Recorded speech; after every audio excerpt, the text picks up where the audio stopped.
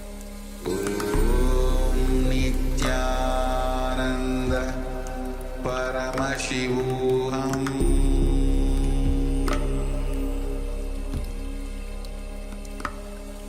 Om Nityananda Paramashivoham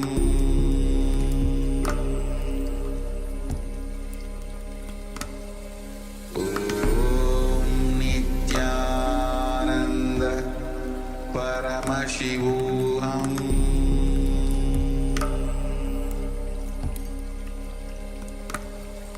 Om Nityananda Paramashivoham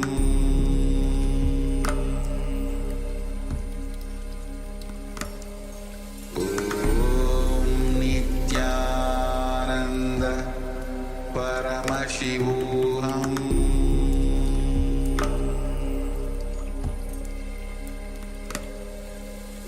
Om Nityananda Paramashivoham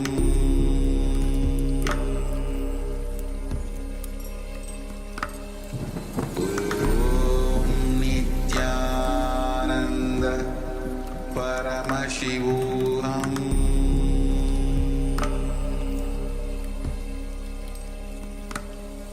Om Nityananda Paramashivoham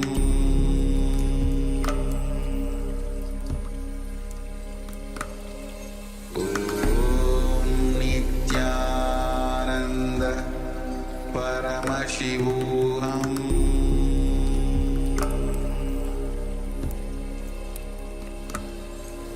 Om Nityananda Paramashivoham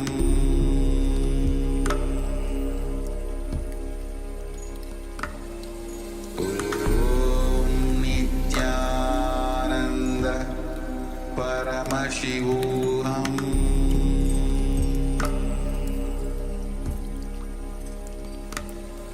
Om Nityananda Paramashivoham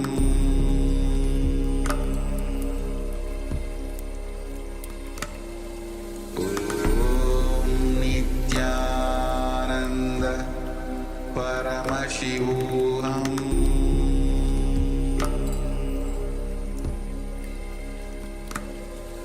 Om Now, slowly return to your physical body. Start to wiggle your fingers and toes. Rotate your wrists and your ankles. Move your arms. Move your legs. Pull your knees up towards your chest and circle them with your arms and rock your body from side to side. Slowly return to your physical body and return to a seated position with the head, neck, and spine in a straight line. Congratulations, you completed the first 108 asanas of this sequence, the Pratama Vinyasa Krama. This to thank all the participants of Paramashivoham Level 1 to join us today. Hope to see you all again tomorrow for another round of Pratama Vinyasa Krama. The next set of acharyas are going to take over.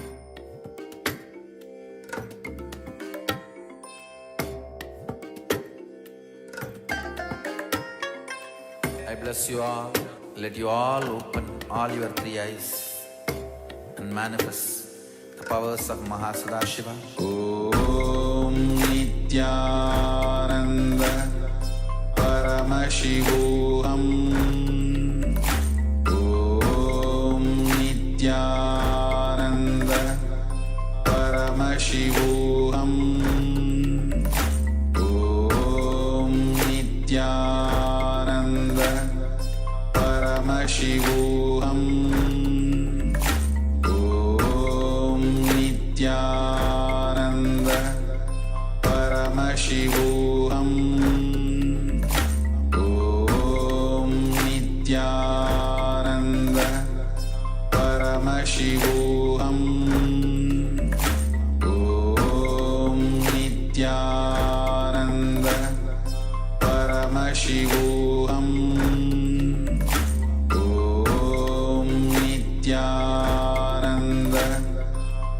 Paramashivoham Om Nityananda Paramashivoham Om Nityananda Paramashivoham Om Nityananda Paramashivoham Om Nityananda Paramashivoham Om Nityananda Paramashivoham Om Nityananda Paramashivoham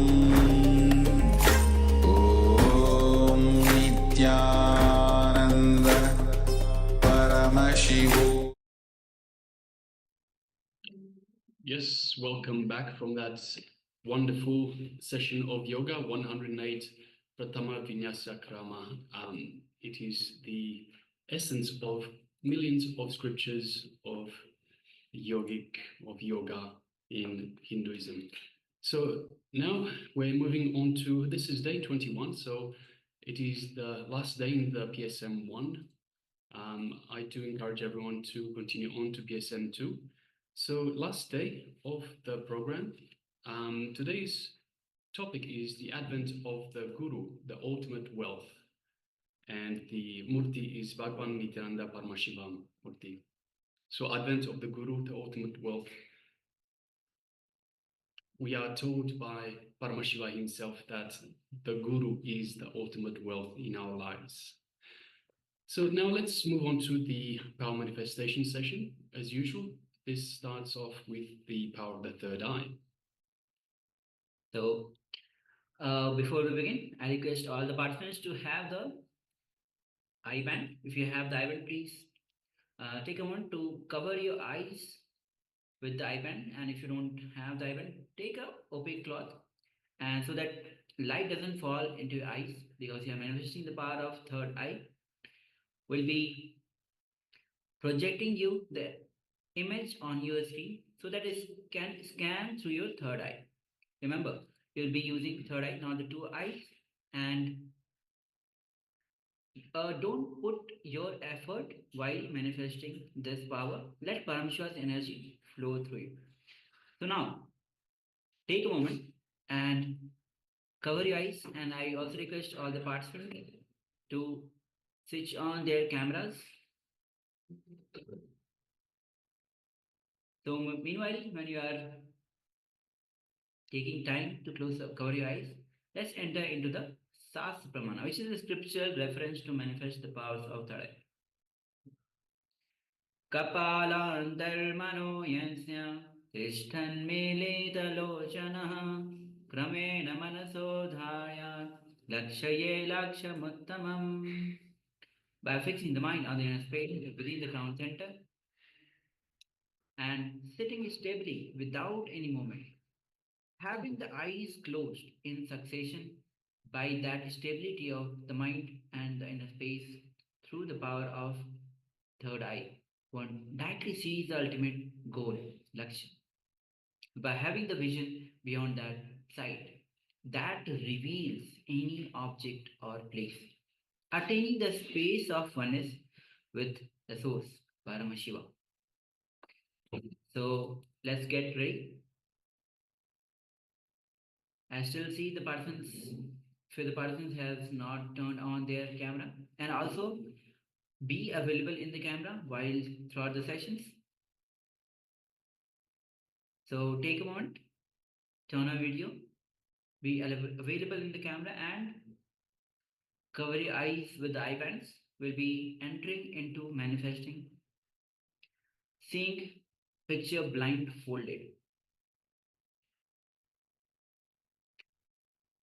So all the participants, go ahead, turn on the cameras and cover the eyes.